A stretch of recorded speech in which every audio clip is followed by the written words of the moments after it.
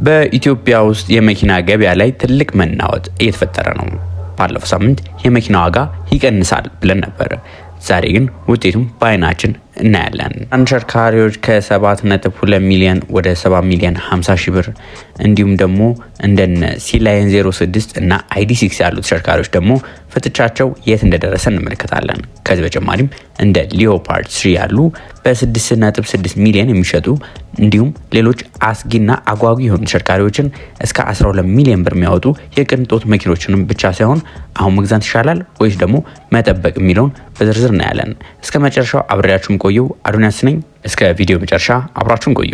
ከዛ በፊት ግን ለዚህ ቻናል አዲስ ከሆናችሁ በዚህ ቻናል ላይ በየዕለቱ ከመኪና ጋር የተገናኙ መረጃዎችን መከታተል የምትፈልጉ ከሆነ ሰብስክራይብ ያድርጉ። እንዲሁም ቪዲዮ ሲለቀቅ በቶሎ እንዲደርሰው የደወል ምልክቱን ይጫኑ። ለዛሬ ከያዝናቸው የተለያዩ ተሽከርካሪዎች መካከል በመጀመሪያ የምናየው ብዙዎቻችሁ በውስጥ መስመርም ስትጠይቁኝ የነበረው ሲላየን 06 የተባለውን የሶንግ ፕላስ ዘመድ የሆነውን ተሽከርካሪ ነው። ነገር ግን የተሽከርካሪ ምንም እንኳን ዘመድ ቢሆኑም በቴክኖሎጂ ግን በጣም ይበልጠዋል። ባለፈው ሳምንት እነ ተሽከርካሪዎች ሲሸጡበት የነበረው ዋጋ ከቦታ ቦታ ልዩነት አላቸው። አብዛኞቹ ከ7 ሚሊዮን 200 ሺህ ጀምሮ ተሸጡ ብዬ ነግሬያችሁ ነበር።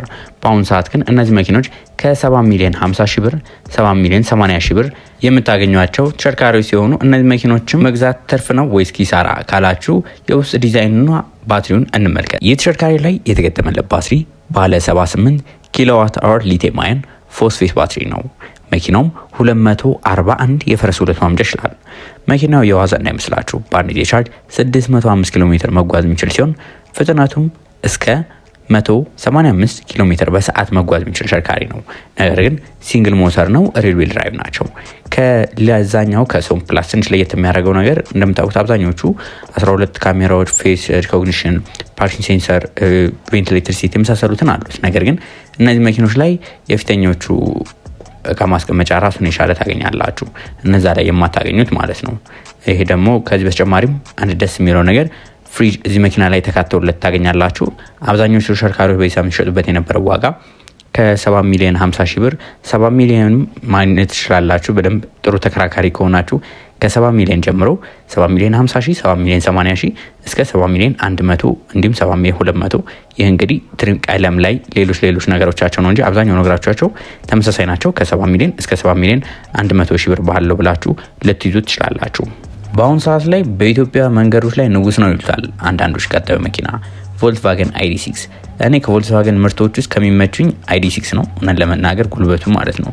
ግን ለምን ዋጋው አልቀነሰም? ምክንያቱ አስተማማኝነት ስላስመከረ ነው። ምክንያቱም ዋጋቸው እነዚህ መኪኖች ብዙ የሚቀንሱ አይደሉም።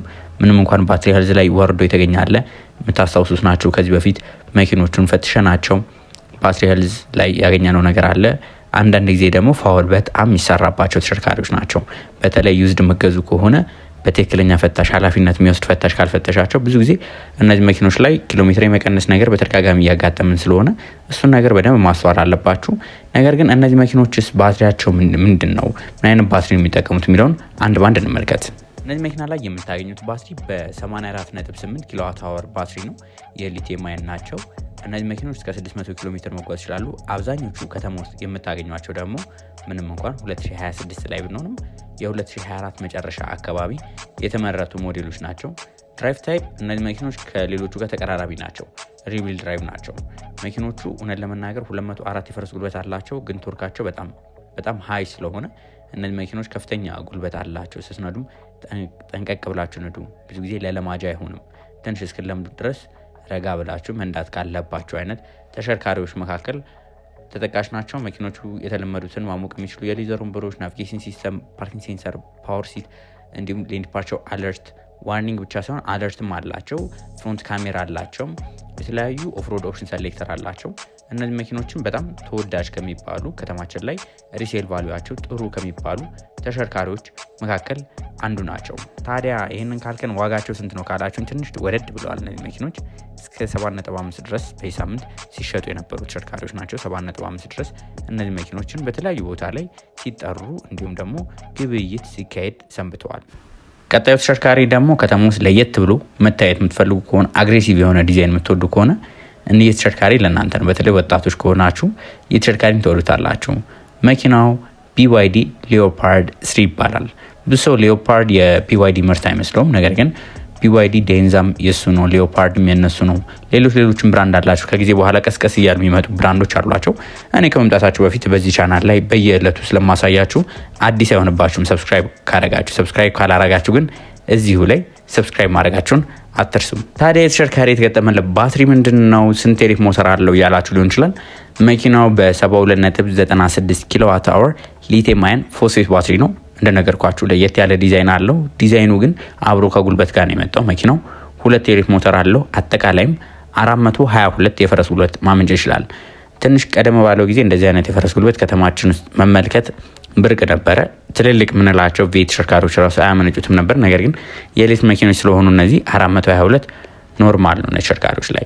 ታዲያ መኪናው በአንድ የቻርጅ ምን ያህል ኪሎ ሜትር ይጓዛል ለሚለው 500 ኪሎ ሜትር መጓዝ ይችላል። ቶፕ ስፒድ 201 ኪሎ ሜትር መጓዝ ይችላሉ። እንደነዚህ አይነት ጉልበት ሲኖራችሁ ግን በተለይ ፍተሻ ላይ በስነ ስርዓት የሴፍቲ ፊቸራቸው በደንብ መፈተሽ አለባቸው። አንዳንድ ተሽከርካሪዎች ላይ በአካል የሚያጋጥመን አለ። ኤርባግ ሴንሰሮቻቸው የማይሰሩ አዳዲስ 00 የሆኑ ተሽከርካሪዎች ገበያ ውስጥ ተቀላቅለው ያገኘናቸው አለ። ለእናንተም ትምህርት እንዲሆናቸው መኪኖቹን ሴፍቲ ፊቸራቸው ወደ መታየት አለባቸው። እነ ተሽከርካሪዎች በጣም ሌጀሪ ናቸው። ጉልበት ብቻ አይደለም፣ ለፊተኛው ቬንቲሌት የሚያደርጉና ማሞቅ የሚችሉ ወንበሮች ናቸው ያሏቸው። ኤር ኮንዲሽናቸው ዱዋል ዞን ነው። 15 ኢንች ተች ስክሪን አላቸው። ዋይርለስ ቻርጅ ማድረግ ይችላላችሁ። ክላይሜት ኮንትሮል ማቀዝቀዝ የሚችሉ ናቸው ወንበሮቻቸውም ያው የሌዘር ናቸው እንደምታውቁት። 360 ካሜራ እንዲሁም ደግሞ ስማርት ድራይቭ እና መኪና ውስጥ ደግሞ መለስተኛ ፍሪጅም ተካቶላቸው የመጡ ተሽከርካሪዎች ናቸው። ታዲያ እነዚህ ተሽከርካሪዎች ዋጋቸው ምን ያህል ነው? ስንት እየተሸጡ ነው ካላችሁን፣ እነዚህ መኪኖችም እየተሸጡበት ያለው ዋጋ ከ6 ሚሊዮን 600 ሺህ ብር ጀምሮ እየተሸጡ የሚገኙ እጅግ ለየት ያሉና የሚያምር ዲዛይን ያላቸው ተሽከርካሪዎች ናቸው። የዋጋ ቅናሽ እንዳያችሁት እነዚህ ላይ ብዙ ቅናሽ አልታየም። ለዛ ነው መኪና ዋጋውን በደንብ ይውትምላችሁ። ነገር ግን አንድ መኪና ላይ ትንሽ ዋጋ ቅናሽ ያገኘሁበት ተሽከርካሪ አለ። በሳምንት ትንሽ ዋጋው ቀነስ ብሎ ሲሸጥ የነበረ ይህም ተሽከርካሪ ሱዙኪ ግራንድ ቪታራ ይባላል። እንደምታውቁት ከተማችን ላይ በማይልድ ሃይብሪድ 2 ተሽከርካሪዎች አሉ በደንብ ከተማ ውስጥ እየተሸጡ ያሉ፣ ቶዮታ ኮሮላ ክሮስ እንዲሁም ደግሞ ሱዙኪ ግራንድ ቪታራ። ኮሮላ ክሮስን ስለያዝኩላችሁ እሱን ወደ በኋላ ላይ አሳያችኋለሁ። ታዲያ ይህ ግራንድ ቪታራ ምን አይነት ነው ካላችሁ፣ እነዚህ ተሽከርካሪዎች ማይልድ ሃይብሪድ ምንላቸው ናቸው። ማይልድ ሃይብሪድ ማለት ራሱን በራሱ ቻርጅ ያደርጋል። የተወሰነ መልኩ ሞተሩን እያገዘው መኪናው የተሻለ የነዳጅ አጠቃቀም እንዲኖረው የሚያስችለው እንጂ ሙሉ ለሙሉ ራሱን ችሎ በኤሌክትሪክ ኃይል ብቻ መጓዝ የሚችል ተሽከርካሪ አይደለም። መኪኖቹ አብዛኞቹ የ2024 ምርት ናቸው። ገበያ ላይ የምታገኟቸው በ1400 ሲሲ በ4 ሲሊንደር ሞተር የተገጠመላቸው ሲሆኑ መኪኖቹም ማይልድ ሃይብሪድ ናቸው። አጠቃላይ 129 የፈረስ ጉልበት ማመንጨት ይችላሉ። መኪኖቹ በሁለት አይነት አማራጭ አላቸው። በፍሮንት ዊል ድራይቭ ብቻ እንዲሁም ደግሞ ኦል ግሪፕ ወይም ደግሞ ኦል ዊል ድራይቭ የሚል እናገኛለን። ብዙ ጊዜ ኦል ዊል ድራይቭ እንደ መኪና አምራች ካምፓኒው ልዩነት አለው፣ ጽሁፋቸው ማለት ነው፣ አሰራራቸው። በሱዙኪ በሚሆንበት ጊዜ ኦል ግሪፕ ካለ ኦል ዊል ድራይቭ የሆኑ ተሽከርካሪዎች ናቸው። ትራንስሚሽናቸው በ6 ስፒድ አውቶማቲክ ናቸው። ቶፕ ስፒድ 180 ኪሎ ሜትር በሰዓት ይጓዛሉ። የሚጠቀሙት የነዳጅ አይነት ማይልድ ሃይብሪድ ናቸው። ያው ነዳጅ የሚጠቀማሉ፣ ኤሌክትሪክም ናቸው። አጠቃቀም አብዛኞቹ ከ20 እስከ 26 የመሄድ አቅም አላቸው። ክልል ላይ ስትወጡ ከዚህ ሊወርድባችሁ ይችላል ለክልል ተጠቃሚዎች። ይህ እንግዲህ አዲስ አበባ ውስጥ ሪላቲቭሊ ትንሽ የተሻለ ኳሊቲ ያላቸው ነዳጅ እናገኛለን። ክልል ላይ ሲወጣ የነዳጅ እጥረት አንዳንድ ቦታዎች ላይ ስላለ አንዳንድ ነገር ስለሚቀላቀልባቸው ይህ ነገር ላታገኙ ትችላላችሁ። ከዚህም ሊወርድ ይችላል ማለት ነው። መኪኖቹ ከመሬት ያላቸው ከፍታ ጥሩ ነው። 185 ሚሊ ሜትር ናቸው። እነዚህ ተሽከርካሪዎች ላይ የምታገኟቸው 360 ካሜራ አለ፣ 3D ቪው ያላቸው ሄድ አፕ ዲስፕሌይ አለ። እነዚህ ተሽከርካሪዎች በቅርቡ ፈትሸን ነበረ። ቲክቶክ ላይ ቪዲዮ ማግኘት ትችላላችሁ። አሁን የምነግራቸው ፊቸሮች ከሞላ ጎደል ናቸው። በጣም እንደ BYD በሃይ ሌቭል አይደለም የምታገኟቸው። ፊቸሩ አለ ግን ኳሊቲው በነዛ ሌቭል አይደለም፣ ከነሱ ትንሽ ዝቅ ይላል። እነዚህ አብዛኞቹ በማሩቲ ሱዙኪ የሚመረቱ ናቸው። ሂል ሆልድ አሲስት አላቸው። እንዲሁም ደግሞ ፓኖራሚክ ሰሩፍ ተካቶላቸው የቀረቡ ተሽከርካሪዎች ናቸው። ባለፈው ሳምንት እነ ተሽከርካሪዎችን እስከ 6.2 ብያችሁ ነበረ። በዚህ ሳምንት ላይ ከ6 ሚሊዮን ብር ጀምሮ ታገኟቸዋላችሁ። እንግዲህ አንዳንድ ቦታዎች ላይ ከ6 ሚሊዮን ጀምሮ ሲሸጡ የነበሩ ተሽከርካሪዎች ናቸው። ኦልሞስት የ200 ሺህ ብር ቅናሽ ማለት ነው። 200 ሺህ ብር እንግዲህ ለአንዳንድ ነገር የመንገድ ትራንስፖርት ክፍያዎችን፣ ለሌሎች ክፍያዎች የሚሆናችሁ ገንዘብ ቅናሽ አገኛችሁ ማለት ነው። እዚሁ ከማይልድ ሃይብሪድ ተሽከርካሪዎች ሳንወጣ ሌላኛው ተሽከርካሪያችን ቶዮታ ኮሮላ ክሮስ ነው። ታይዋን የሚባሉት ናቸው። እነዚህ ተሽከርካሪዎች ተገጥሞላቸው የምናገኘው ኢንጂን በ1800 ሲሲ 4 ሲሊንደር ሲሆኑ መኪኖቹ 112 የፈረስ ጉልበት ማምጫ ይችላሉ። ድራይቭ ታይፕ ፍሮንት ዊል ድራይቭ ናቸው። ትራንስሚሽን አውቶማቲክ ናቸው። ሲቪቲ የሚባል ማለት ነው። እነዚህ ተሽከርካሪዎች ላይ ቶፕ ስፒድ እስከ 185 ናቸው። የነዳጅ አጠቃቀማቸው እነዚህ አቬሬጅ 23 ነው ካምፓኒ የሚለው። ይህ እንግዲህ እንደ መንገዱ ሁኔታ እንደ ነዳጁ ጥራት ልዩነት ሊኖረው ይችላል። እነዚህ መኪኖችም ጥሩ የሚባሉ ተሽከርካሪዎች ናቸው። በተለይ ሪሴል ቫልዩ ላይ በጣም ከፍተኛ ቫልዩ ይዘው የሚቆዩ ተሽከርካሪዎች ናቸው።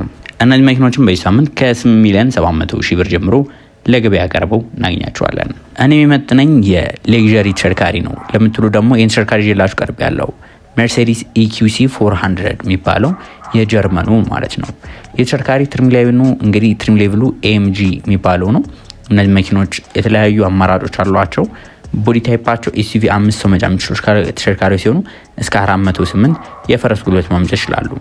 መኪኖቹ በ85 ኪሎዋት አወር ሊቲየም አየን ባትሪ የምናገኛቸው ሲሆን እነዚህ መኪኖች ላይ እስከ 420 ኪሎ ሜትር መጓዝ ይችላሉ። ነገር ግን ጥንቃቄ ማድረግ ያለባችሁ አብዛኞቹ እነዚህ ተሽከርካሪዎች ከመሬት ያላቸው ከፍታ ከካምፓኒ ሲመጡ 145 ሚሊ ሜትር ነው። ስለዚህ ከመሬት ከፍ ብታስደርጓቸው ጥሩ ነው። ምክንያቱም ከስር የተለያዩ ተሽከርካሪዎች ባትሪያቸው እየመጣ እኛ ጋር እየመጡ ስለሆነ እሱን ነገር ጥንቃቄ ማድረግ ይኖርባቸዋል።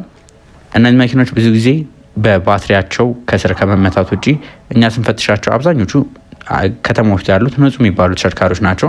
ያን ያህል ባትሪ ዲግሬድ የሚያደርጉ ተሽከርካሪዎች አይደሉም። አዳዲሶቹን መግዛት ከፈለጋችሁ እነዚህ መኪኖች ከ12 ሚሊዮን ብር ጀምሮ ለገበያ ቀርበዋል። በአጠቃላይ የጥር 2018 የመኪና ገበያ ይህንን ይመስላል። የትኛው መኪና ዋጋ አስገረማችሁ? እኔ በግሌ ሌዮፓርድ 3 ያለበት ዋጋ በጣም ተመጣጣኝ ነው ብዬ አስባለሁ። ለሚቀጥለው ቪዲዮ የትኛው መኪና ላይ ሪቪው እንድሰራላችሁ ትፈልጋላችሁ? ኮሜንት ላይ ሀሳባችሁን ግለጹልን። ቪዲዮ ላይክ፣ ሰብስክራይብ ማድረግ እንዳይረሳ። እንዲሁም የትኛውንም ተሽከርካሪ እንዲፈተሽላችሁ ከፈለጋችሁ ከስር የምታገኙ ስልክ ቁጥር ይደውሉልን።